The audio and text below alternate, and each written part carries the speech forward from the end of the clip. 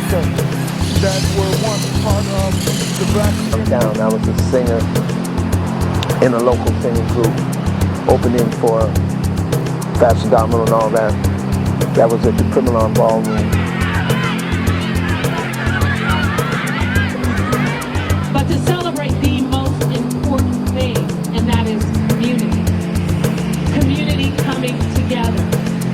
I was tremendously impacted when I picked up the Jet magazine and saw that mutilated head. Being a living example of love, how to stand for community, and I'm just honored that we get to stand in your legacy and continue this evening.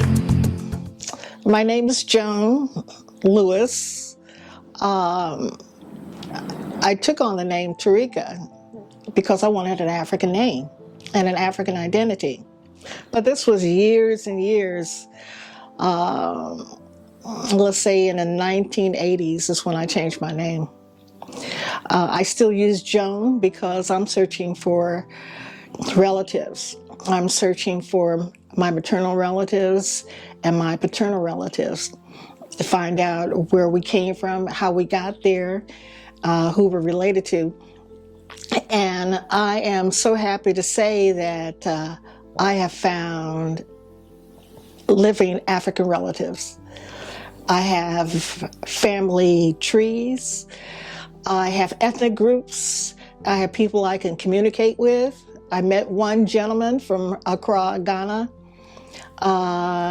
In person, I met another one. He's in the UK. He's Igbo. He's from Nigeria. And there are 3 others that we still communicate. It's hard to get them to write back, but at least we're communicating. And the others, I'm so happy that they tested. So now, instead of being mesmerized by Africa or, just learning about the general, I can go to the specific. And I know that I have relatives, for instance, from Senegal, and the last name is Jakate. I can go to Nigeria, both Igbo and Yoruba, and Oni and Ijemofo. And there are 5 other ones, and I cannot pronounce names correctly, so I won't even try right now. But I was born and raised in Oakland, California. On my mother's side, my mother was born in Berkeley. My grandmother, her mother was born in San Francisco. That whole branch, they were California pioneers. My great-grandfather came out here in 1849 from Massachusetts. He was an abolitionist, and somehow he escaped from Virginia and went up north to Massachusetts, which was like ground zero of the abolitionist movement. And we believe he caught clipper ships out here and settled in Sacramento, then San Francisco, where he had a boot shop. And he made boots, shoes, and prosthetic legs. He was also part of there was a collective of African men and women in Virginia, and the concept spread here from 1820s to now it's the 1940s and 50s, and it was called the Color Convention movement. This predated the NAACP and other organizations at the time, and these were African men and women who had been captured and enslaved. Some were free, some were indentured, some were in between, but they organized education, politics. They said, this government is going to fall. What are we going to do now? And so my great-grandfather was over industry. And that's absolutely amazing to me that all this was happening, and we thought my generation, we doing something really cool now and making a dent in history, but we had nothing compared to what that generation did. Another great-grandfather on my mother's side came out here just before the Civil War had jumped off, and he ended up in Sacramento too. And he helped organize all black state militia called the Suaves or Suarez, and his name was William Henry Galt. And so after the Civil War, he sent for the rest of the family from Connecticut, and it took them 2 years to get here by clipper ships. They had to go all the way around South America to and walked across to the Isthmus because there was no Panama Canal. They also went to Sacramento, which leads me to believe that, Sacramento was part of that Underground Railroad, and so from there, San Francisco, where they settled in. So that was the other side of my maternal line. My dad, his family came out here from Ohio, and this was, I'm trying to get the dates right. It was the late 1800s when my grandfather came out from Ohio. He was a Buffalo soldier. He served in the 9th and 10th Cavalry, and he made Los Angeles his home, where my dad and his brothers were born. Then they moved to Arizona, Phoenix, Arizona, which was a huge black population there at one time. And during the early 1930s,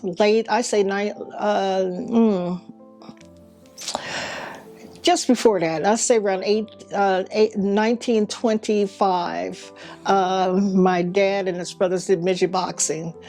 By the time my dad turned 14, he won the Golden Gloves of California, and he started fighting grown men. He turned professional at 14. And then in 1935, he won the light heavyweight championship of the world.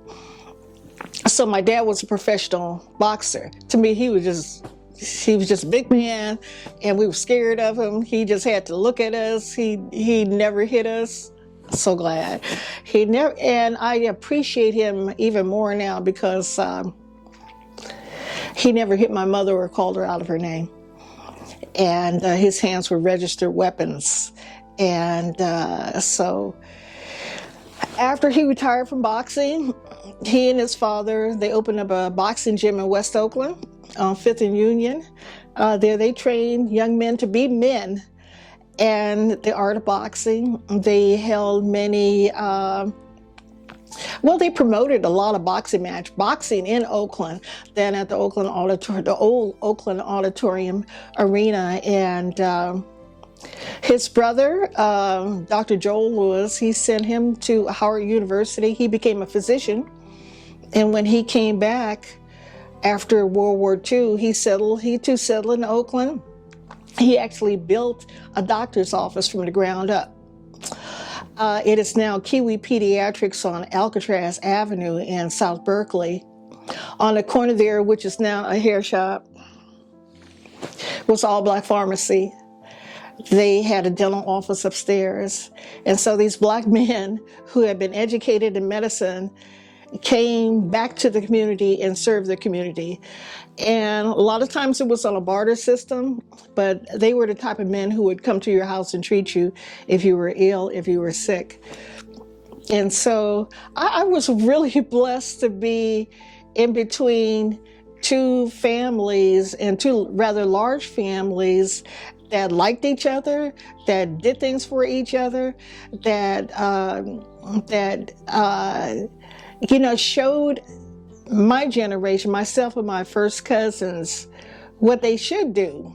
How our days were planned out. I mean, when we went to school or when we stepped out the house, we were representing the family.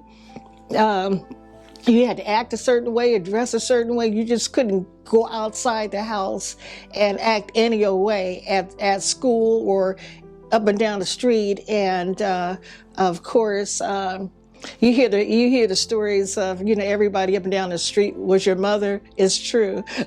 I had many mothers up and down the street in West Oakland, and then when we moved in to North Oakland, and I used to hate it, but I love the fact that we had caring adults in the community who would get on your case, who would steer you in the right direction, who open their doors, their homes, and their refrigerators to us.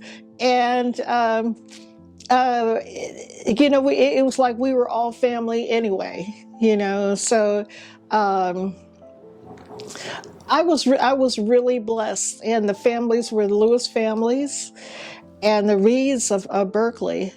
And so I really wanted to let people know how important it was to know this history, because they didn't come to Oakland or San Francisco for a handout. There was no welfare. They actually built businesses from the ground up. Another one was the Supreme Poultry out on 85th and Dree, and my uncle Ernie Allen, he built that from the ground up. This is like 1940s. Reed's Records is another one that was in South Berkeley on Sacramento Street. They built that from the ground up. Mel Reed and Paul Reed, they were both cousins, and they promoted gospel.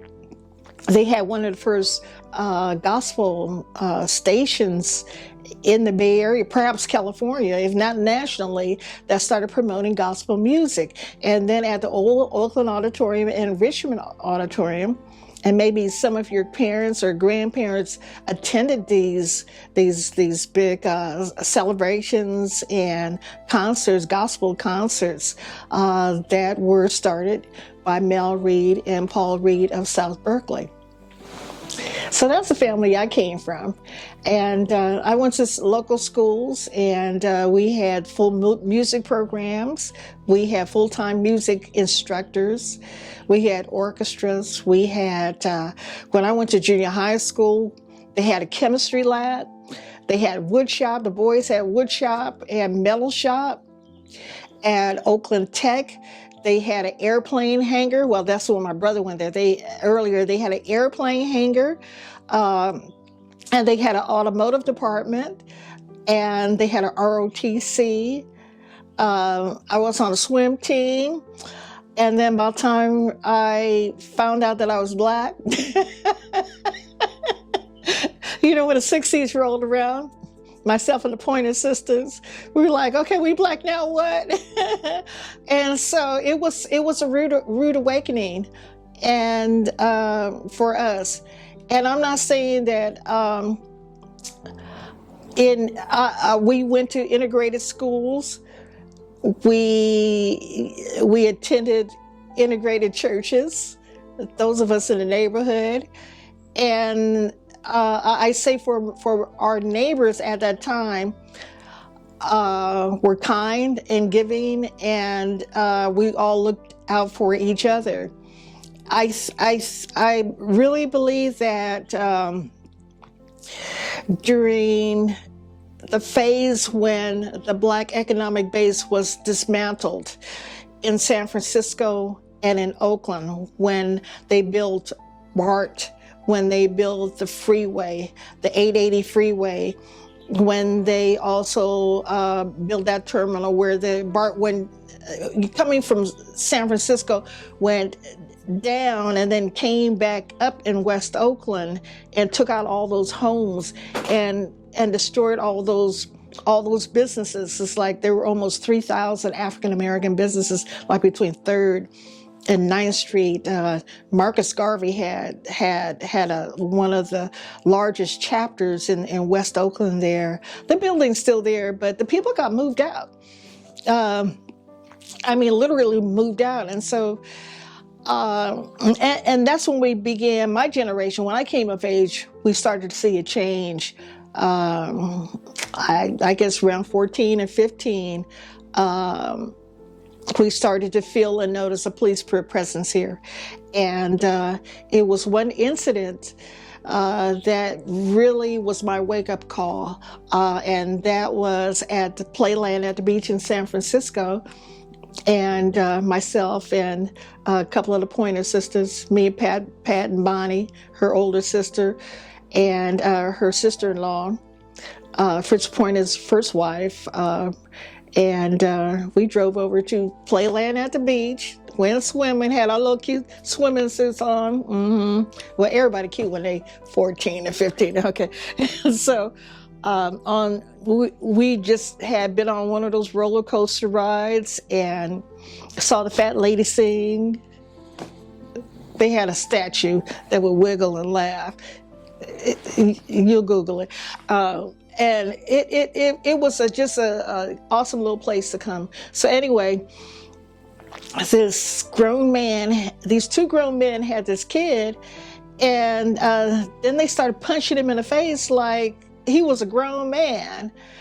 And it really just shocked us. It still shocked me to this day, because this was something I had never seen, never witnessed. And so we started screaming at them to stop, to pick on somebody your own size. And pretty soon, everybody in the crowd, which was predominantly white, Asian, and they started screaming at the two men too, to stop hitting this kid. And these two men just happened to be police. So they radioed in for some more police to come. A riot broke out. We left, myself and my friends, we left home. It was on the news that night. And I was praying my parents didn't see it, because I would still be on punishment about now. And but that really was a wake-up call for me.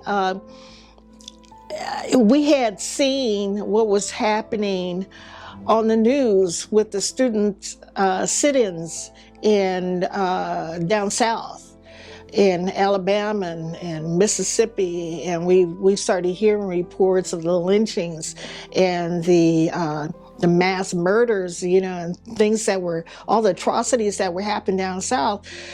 And it was something that we saw on TV, but my parents really sheltered us from that reality. But as it became more and more and more apparent in this, and we began to see more incidents like that here, my cousins were involved in putting together a whole Black Studies department at the old Merritt College. They were organizing there. Matter of fact, some young men had come up here from Lowndes County, and they brought the symbol of the panther that was used on the voter registration forms. Kenny Freeman, Vincent Lynch, Ernest Allen, Isaac Moore, Dave Mudavada, Fritz Pointer. I can name some more. I remember their names at some point. And they started organizing, and the name of that organization was the Northern California Black Panther Party. This preceded the Black Panther Party for Self-Defense. Bobby Seale and Huey P. Newton became members of that organization. After Malcolm X was assassinated, a year after, his wife Betty Shabazz came out here to San Francisco to do an interview, and with Ramparts magazine, and my cousins were a part of that, bringing her here. Matter of fact, she stayed at my auntie's house, and at some point after that, the Northern Black Panther Party dissolved. There was a split in the members of Northern California Black Panther Party, and the Black Panther Party for Self-Defense was born in Oakland. I must say that the Northern California Black Panther Party brought people from down south here firsthand. They interviewed people and had us talk to people who who had been to Vietnam and Cambodia. So we had firsthand information from there. We started getting firsthand information from people who had actually been to these different parts of the United States, who were involved in politics, and who share their experiences with the Bay Area, the Bay Area, and that was a rude awakening. And so my involvement at school, we decided we wanted a Black Student Union, and we wanted a Black History class, and we wanted a day to celebrate the life of Malcolm. And we had a lot of demands, but they had other clubs, they had other classes, they had French classes, they had all kind of other history classes, key clubs and stuff, but it really didn't pertain to African American people on campus. And so as I learned from my elders then more about the history, about all the loose generalizations of what Africa was. No, it wasn't a jungle.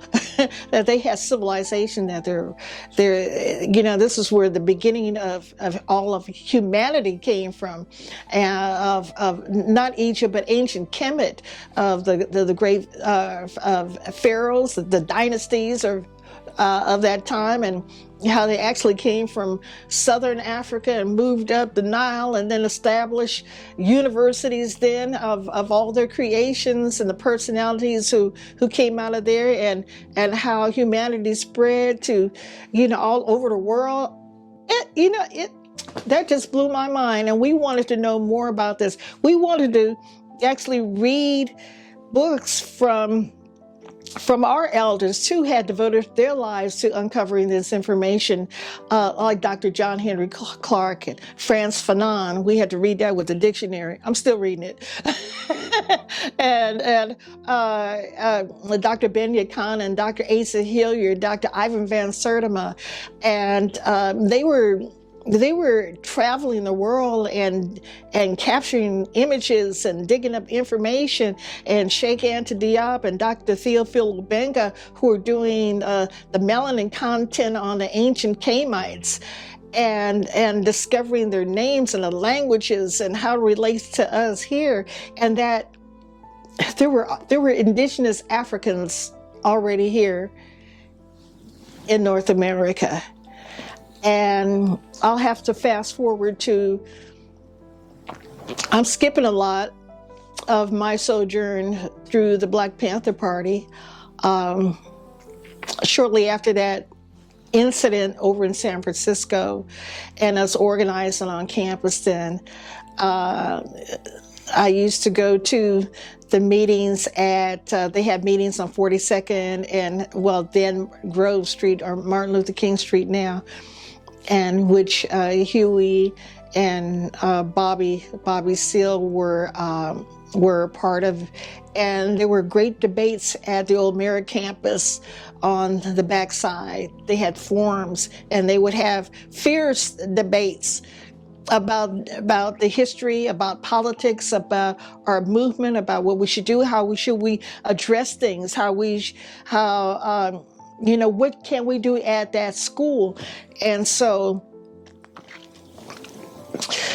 those gentlemen who had formed the Northern California Black Panther Party, they then turned their attention to developing the first Black Studies Department in the whole country. And that was at the Old Merritt College campus. There's some reference books, one in particular by Sid Walton. And if you can find it, grab it and keep it, because it has all the steps that they went through, how they managed to put a curriculum together, lesson plans, how they got teachers to teach those courses, how they got the books together, how they went to Peralta College districts and had to talk to administration. And some things were a literal fight. They had to fight to get it. This wasn't just, handed over to them like, yeah, you can teach it. Oh, no, it wasn't like that. They had to get the community involved. they had to pressure Peralta College to get this department established, and it took a few years, but they were successful. And from their efforts, now you had San Francisco State, you had a department that was developed at UC Berkeley, at Stanford, and then it spread all over the country. And so, meanwhile, back in the hood, the first Black Panther office was opened, and I asked to join. The ranks, and so from there, I spent maybe about 3 years, and I think from our experiences in the community already, that myself and some of my friends who went to Berkeley High School and Oakland Tech, and we got together and we were like, okay, well, what can we do? And so we actually went to the Safeway in Berkeley, near Ashby Avenue, and asked the manager, could we have the food that had passed the expiration date, but it was still good to eat, and that we were going to use it to feed the kids in the community. And the manager told us to get the hell out of there. So this is when we took it to the office, and we had something, the Panther office, the second Panther office, which was on Shattuck in Berkeley, across from La Pena. And so we got something typed up, and we went back and asked the manager again, really nicely. We didn't go in there with guns or anything like that. We went in there humbly and just explained our program, gave him the literature. And the man told us he was going to call the police. So we organized a picket line, and it was just Panthers at first, and then the community became involved. And at first it was like, the elders in the community would come up, baby, what y'all doing here? What y'all doing with this sign? Because it was one of the only places in South Berkeley to get food. And so we started giving out our leaflets and trying to explain why, we were doing what we were doing. And so pretty soon, the whole concept spread, and the community took over the picket line. Then it spread to 27th and West, and there was another Safeway there. And then that one really got the big publicity as the first, but there was one before that. And so from that, breakfast programs sprung up all over Oakland, the East Bay, San Francisco, and then it spread nationally. And what happened with Oakland Unified adopted our program. And so if your parents or grandparents ever had a free breakfast with Oakland Unified School, or went to any of the Panther locations or churches, that the membership went and cooked, cleaned, washed dishes, peeled potatoes, got the eggs and bread, and distributed to the community. That was the youth, the teenagers, and Oakland Unified adopted it. A Children's Hospital was another, was also inspired by the youth of the Black Panther Party in terms of sickle cell anemia research and testing. Because prior to that, they were calling the police on parents who were constantly bringing their kids in because they were sick from sickle cell. They had no information on sickle cell anemia, and they thought these parents were abusing their children. And I know of one family who could, testify to that. There were many Black families who took their children, and this one couple had to literally take their son and run out of Children's Hospital at the time. Well, the Black Panther Party started testing people for sickle cell anemia. And so actually, I'm going to backtrack a little to how the whole medical and the health, free health clinic started. It actually started a little before, and that was with Dr. James Jackson. And there was another team of, remember I told you there was a team of doctors at my Uncle Joel's office. There was another team that built a doctor's office on, it was called the Arlington Medical Center, and Dr. James Jackson was a part of it. And a couple of us went over there. My Uncle Joel was a friend of Dr. James Jackson at the Arlington Medical Center, and we asked him to treat panthers because that fall had rolled around and we all got sick. This is like in 1968, maybe late 1967. And so he started treating us. And then about a year later, a few months later, I have to go back and look at the timeline. Dr. Talbot Small came into the Black Panther Party, and he opened up a free health clinic. But I think the foundation had already been set. It was not like we never had health care in Oakland for Black people, that we never had doctors, that we never had a system of our own, a barter system of our own, that these doctors never came to your house.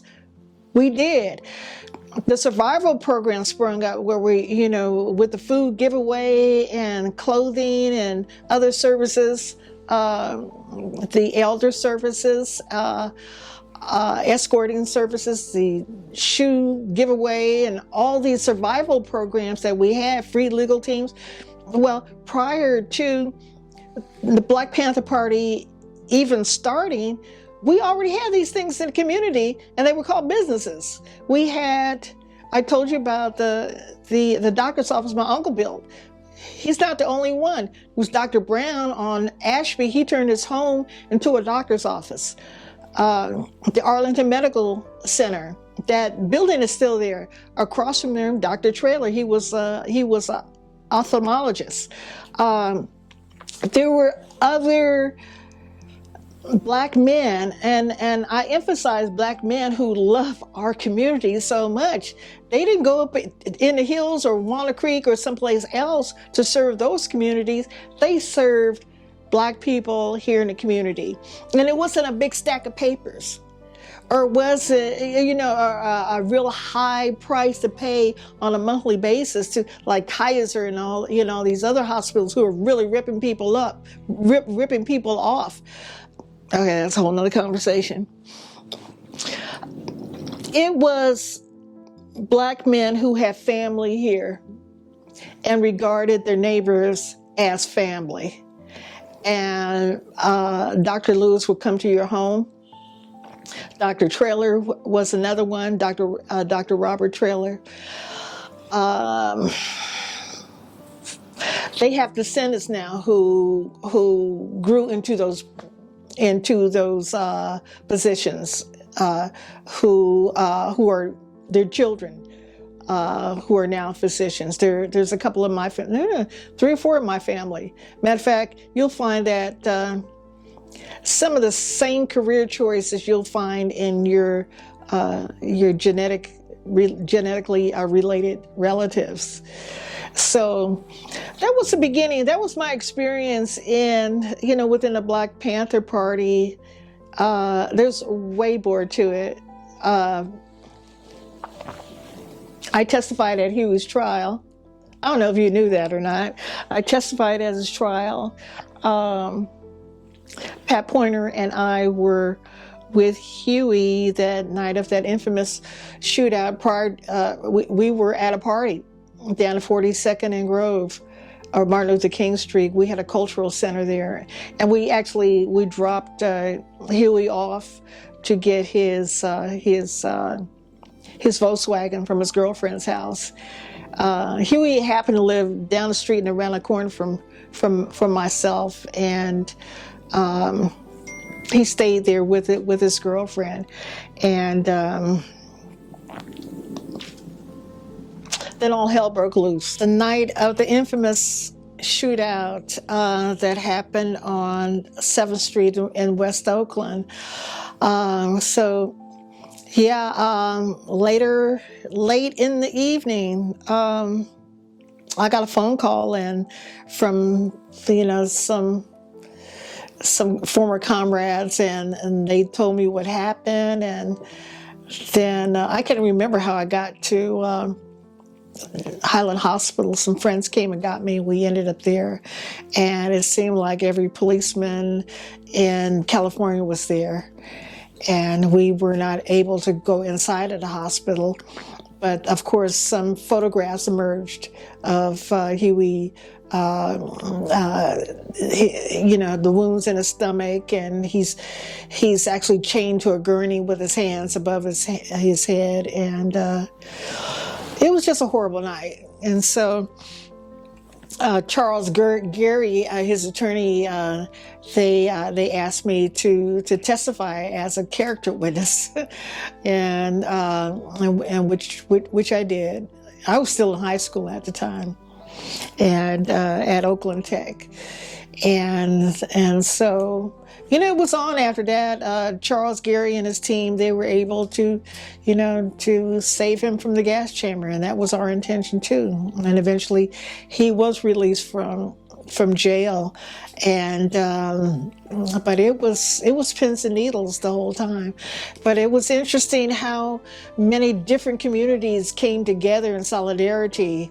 The Brown Berets were formed, the Yellow Peril, which was composed of Chinese, Japanese, Filipinos. All these communities came together, and I think they saw their struggles. Our struggles were as one. And matter of fact, there was a White Panther Party, and I believe that the Black Panther Party inspired the formation of the Peace and Freedom Party. And there were conferences and conventions at Berkeley High's Community Theater. And but at that time, everybody was organizing against the Vietnam War and the draft, and everybody was organizing for something. Berkeley was central to that as well. For Bobby Seale used to say the mother country radicals. And Berkeley was a totally different place. I think people were really open-minded then. At that time, there were a lot of communication, there were a lot of discussions, a lot of debates, a lot of sharing of information. People came here from all over the world. And I think after, a couple of decades later, like in the early 1980s, is when Ballet Africaine, after Ghana had won its freedom from being colonized and its statehood, that people started coming here to go to school, and people here from the Bay Area made that possible. So when Ballet Africaine was invited here to perform, they stayed, and they had families, East Palo Alto, Oakland, and they became teachers of the culture of West African dance, the songs, the drummings, the dances, and the difference from different parts of Africa, from Senegal to the Congo, from Nigeria to Ghana.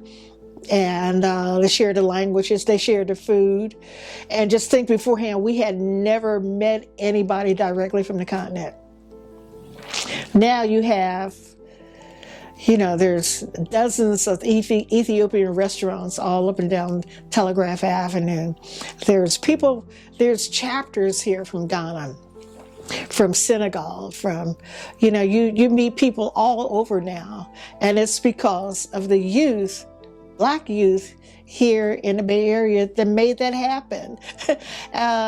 There was Professor Simmons up at UC Berkeley, he taught environmental studies there, and he actually erected a shanty town on the south side of UC Berkeley's campus.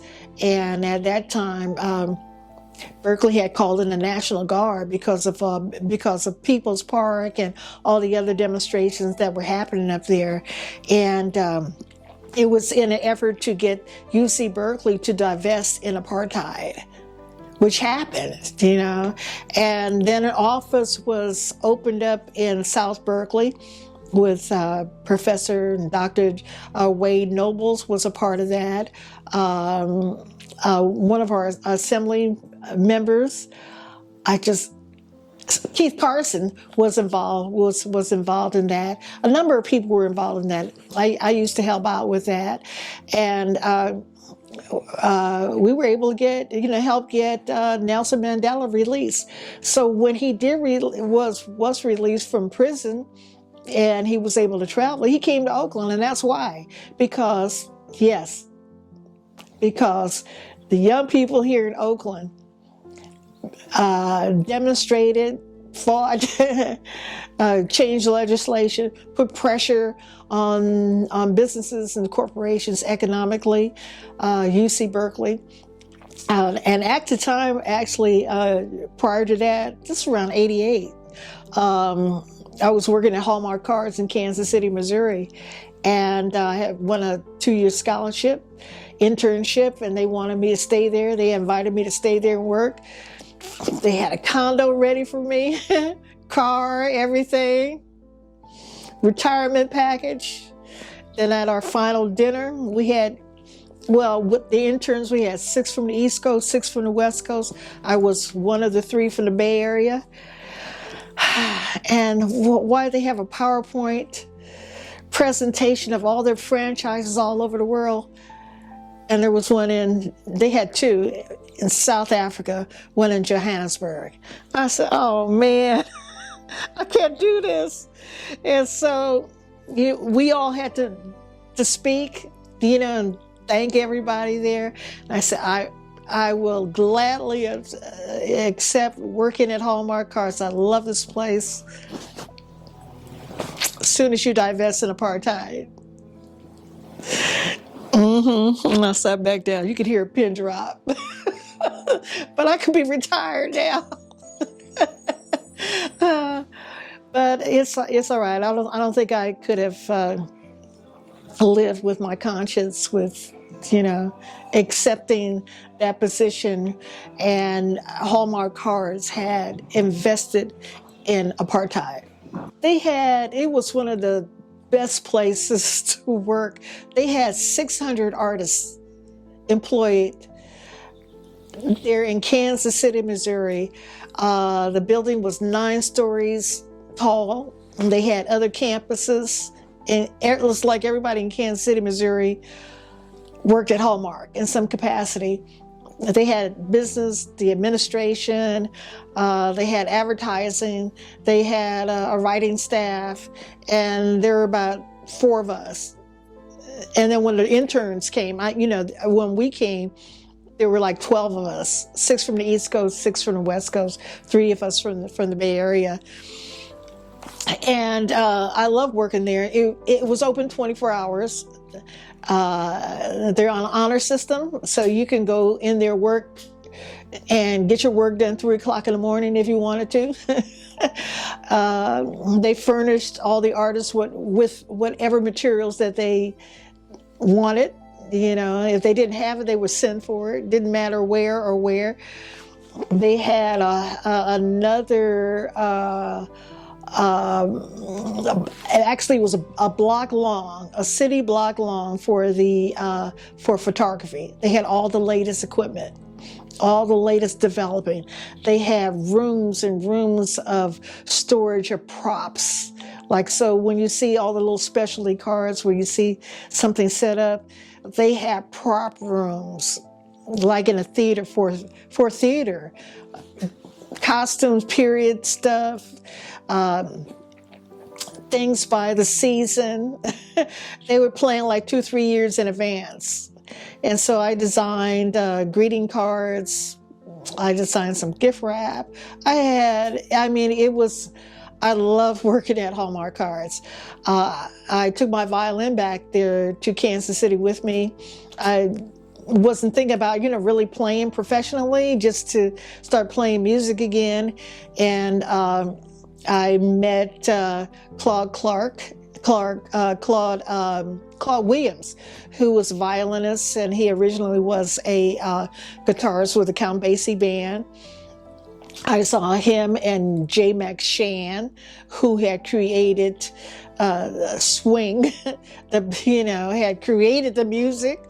And I thought that generation was all gone, and they invited me down to the old all black musicians union around 19th and Vine. I found Charlie Parker's house. I wanted to see where his house was.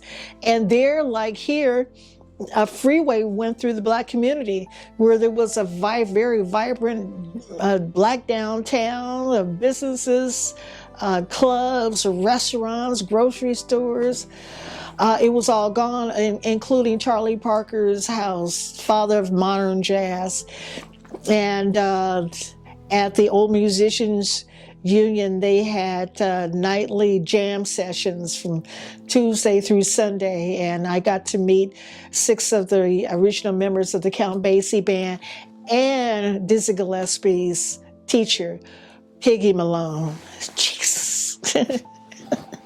Yeah, Piggy Malone, he was sitting upstairs in the Old Musicians Union, sitting in a chair with his trumpet, his cheeks out to here.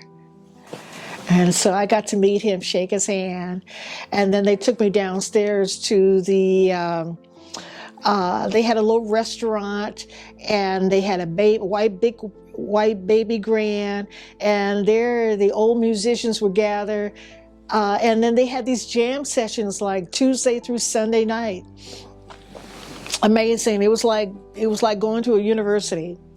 And I wish I could have saved the napkins where they would write down chord changes, invited me to come back and play. Mind you, I had just started back playing, and they were asking me, can you play this in G minor? I'm like, no.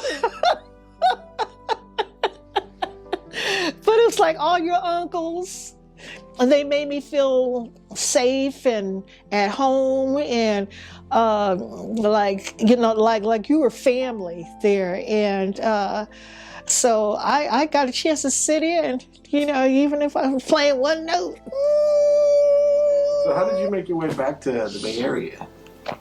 Well, after my internship.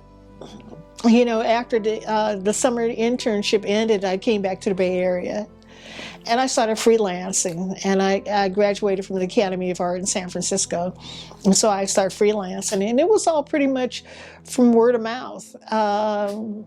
And so I worked for OSHA. I designed manuals for hazardous waste. I have a certificate in hazardous waste. So I was back in Cincinnati, Ohio for about a month, illustrating their workshops and how they keep us safe, how they clean up spills, how do they protect themselves, what do they look for when you have a cancer cluster, that something's underground. How do they test? And so we had a lot to do, during that whole conferences. And so coming back to Oklahoma, I saw a lot of things. Matter of fact, there's still things that's happening in our communities that we need to be aware of in terms of the water and the soil. Like at McClymonds, they found that the water is tainted. Near 98th and Bancroft a few years ago at a school, there was a cancer cluster. Kids were suffering from eczema and from lead paint poisoning and from leukemia, eczema, and there was something else I was going to mention, but they had to take off like 6 feet of earth and replace it at that park up there, at the Verdes Carter Park, because of leukemia and because of, yes. So I don't know who's doing follow-up now, in terms of what is happening health-wise. Is somebody still testing the water? Because even though you may not smell it or it looks good, but if you drink it, you may die, and it may not turn up right away. It may turn up 5 or 10, 15, years later. So, that's something the party, I think, from the Black Panther Party, and then, later, even I went on to work with a group of doctors and graduates from the health department, from UC Berkeley. Was a team of people who started looking into this stuff. And so we did about 6 training manuals. And so I illustrated them. And so from there, I worked with the nutrition department up there and illustrating manuals for them. And then about time, late 80s, early 90s rolled around, Majida Rahman, who's a doctor now, Dr. Majida Rahman. She's a doctor of sociology, she's former Panther. Matter of fact, she's the one that started the Panther School. Other people get credit for it. I love them for it, but she's the one who got the Panther School started. And she also created Healthy Babies Project. And I did her logo for it. This is 90s. This is during that crack epidemic. And she opened up a office.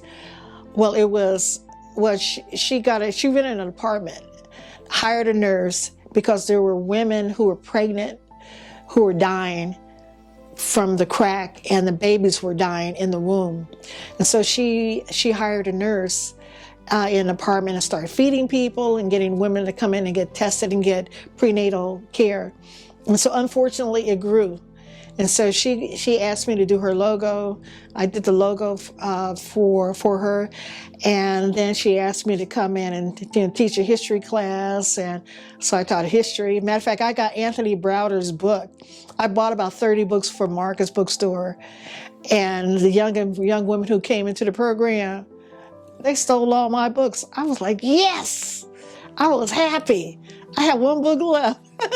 But I taught nutrition, and I taught a visual arts class, and we really got involved because so many, women of color were losing their children to this crack epidemic, and we know it was brought in from the outside and meant to murder, to kill our people.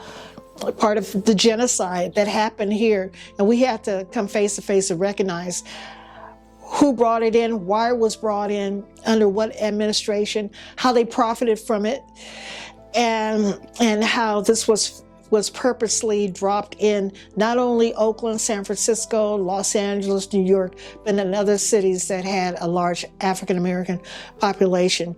And of course, it spilled over to other cities, like in Merced and in the Valley. And we would go to court, and Majida made it possible that if a woman who had children or was pregnant, if she had children, was incarcerated, then instead of incarceration, they could come to our program for a year instead of going to jail, take classes, prenatal care, to have individual and group therapy, exercise, all that, go back to school, and then eventually gain custody of their children again. We had custody of the babies. So we put together a child care center, and then at one time we had about 25 safe houses for young women, and a lot of them stayed 2 or 3 years, and it was a good program till the money ran out.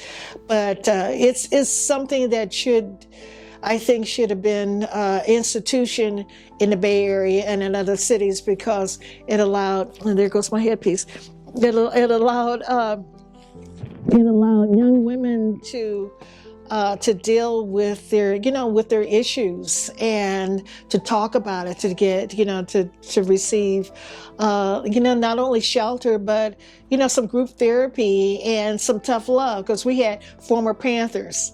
They had 24-hour supervision. We had other people come in and stay with women all night long to make sure that they stayed there and that they weren't using and that they didn't bring anything in. And what else was interesting about it and successful about it, we had a low recidivism rate, and women stayed out of jail. A lot of women went back to school and got their master's degrees and are now working, and now working to save other women. And also, what was interesting, Frances Goodson and I sometimes, we would go into these crack houses and we would wear African clothing. And it's interesting how some young men who were, the crack dealers would say, man, don't be cussing around them, with respect. The clothing, the culture, the image, I don't know what it was to them, but they respected us, and we would show, have you seen this young lady? They would go get them and bring these young women who were pregnant and addicted to us, and would actually were very respectful and respected us, and they weren't there to rob us, or anything like that. But they escorted us to our cars and made sure nobody messed with us. Interesting, but it happened several times, in rescuing women. But these are men and women, former members of the Black Panther Party. It's like it didn't stop.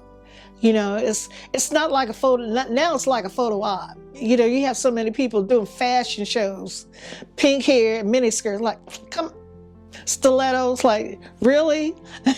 I know, that's just me. But there's so many young people who, including myself, we put our lives, on the line. It was serious business. And so, and the behind the scenes work was, it was a lot of work. It was a lot of work. It was dangerous work, but we had faith. We had faith in each other. We had faith in God. We did a lot of praying. We did every day. We thought, this is it. We would pour libation, didn't know it. We were pouring libation. We would pour libation for the ones who weren't there. And, we watched each other's back, and we really loved each other. And these weren't the college kids. These were high school kids. The high school kids came in first from Tech and from Berkeley High, and then from McClimon's and then from Castlemont. The college students at that time who were in those circles were busy building a foundation of a Black Studies department. They're also building a dance foundation, Dimensions Dance Ensemble. They were building theater. The Black arts movement came out at theater and the poetry, the literature. And they were writing, they were studying, they were researching. So a huge transition took place. It was a Renaissance period because in so many different areas, and so this Bay Area is extremely special, and this history is being lost. It's not taught in the schools, and why not? Why shouldn't we learn local history, local Black history, local Asian history, local Japanese history, and by our own authors. It is so rich. It inspired so much. The Black Panther Party gets a bad rap. But think of this: we didn't go burning crosses on anybody's lawns or invading, other cities or buying land and kicking them out of their houses. No, we formed coalitions with people. And that's why we used to say, all power to the people. It was purposeful. It was something that we actually did. We made coalitions. We worked in solidarity. We worked in unity. We supported other people. There were San Francisco Panthers who helped the Native Americans who took over Alcatraz Islands. This is like 1971, and supported them not only with donations of money, but with donations of food and water that you couldn't get on Alcatraz. There's nothing grows over there, and so there were Panthers who helped sustain that takeover, of taking back of Turtle Island, So now I hope this year to go to the Unthanksgiving, on and where all the ethnic groups come and do a celebration over there. It's quite amazing. It's at sunrise. The last few times I've literally missed the boat. Like I woke up too late. You got to get there like 4:30, 5 o'clock in the morning to catch the boat. I know I'm going off script right now, but the work continues, and I hope this rich history that we have here in the Bay Area is told to our children, because our children do not know about our history here. And another thing, personally and for our families, we need to do the genealogy, do the DNA testing. Go ahead and get tested. And that will reveal so much of who you are, of where we came from, our surreal stories, our breathtaking stories, our contributions to the very building of our country, of our Constitution, who was here before the settlers got here, who built the mansions, who toiled the soil, who gave rise to the Industrial Revolution, all those inventions, and there's so much rich history, and yet when I ask people, sometimes I go out and do these conferences. And one time I was down in Santa Cruz, and I asked some of the history professors if who out here knows the names of their great grandparents, and about 5 or 6 people out of a room of like 200 people knew. And I said, "Hold it! You mean you teach history, anthropology, and as students, we are forced to learn this history. Most of it's false narratives, by the way, and of the making of this country and personalities of this country. But personally, we don't know and have not taken the time to find out who our parents, grandparents, great-grandparents, great-great-grandparents. When you get to the 3rd or 4th, you're out of this country, because this is a very young country. California is a very young state. The whole Bay Area is very young. San Francisco and Oakland's even younger. Berkeley's even younger. And so with my genealogy research, I've been able to trace back past the Civil War, past the colonial period, and I've been successful in finding 8 living African relatives. And I never thought I would find one. So with a little bit of, research, love for your people, we say we Black now what? Well, take the time out to find why you are and who those relatives were, who made you possible, and the sacrifices that they made. And you're going to find some really incredible stories, some really fascinating relationships. You're going to find the good, the bad, the ugly. but hopefully, and I believe in within the next 5 years that you will find about a good 20 living African relatives. And I say that because more African-born are being DNA tested now. They want to know you, they want to find you, and we're just as interested in finding them. And you don't even have to offer any blood when you get a kit from 23andMe or Ancestry, and I mentioned those two because they are the best two to get tested.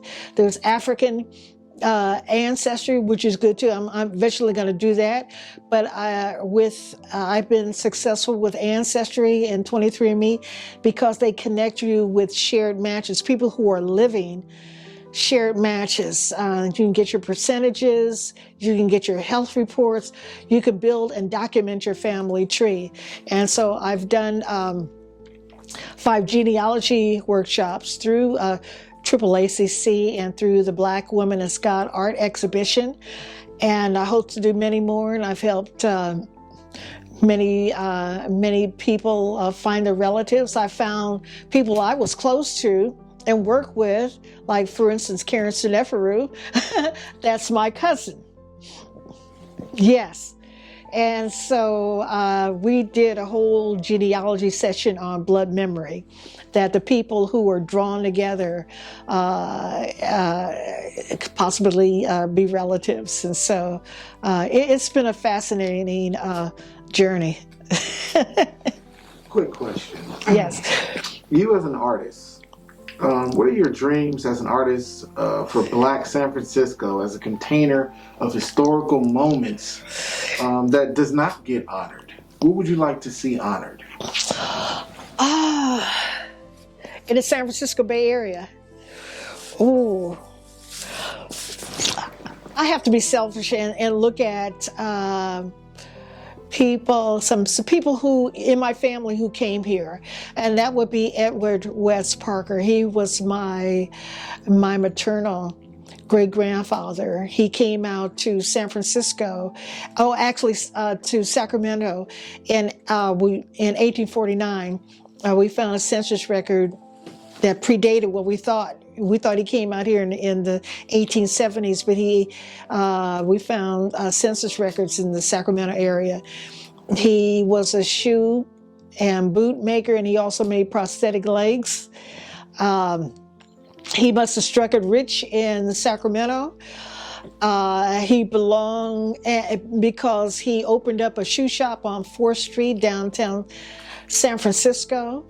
He was active member in the colored convention movement, which I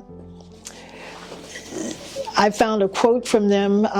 They said that, okay, if this government falls, what are we going to do? This was around 1776. So they organized this colored convention consisting of free blacks, indentured, whether you were still enslaved or if you ran away. And they got together and they started planning their future in terms of politics, education, land, businesses. They shared information with each other. They shared their skills with each other. And so when Edward West Parker, when he came to California and they started organizing in Sacramento, they placed him, he presided over industry. And so when he ended up living in San Francisco, opened up the shoe shop, he registered people to vote. And so I like to see him honored because of the unknown work.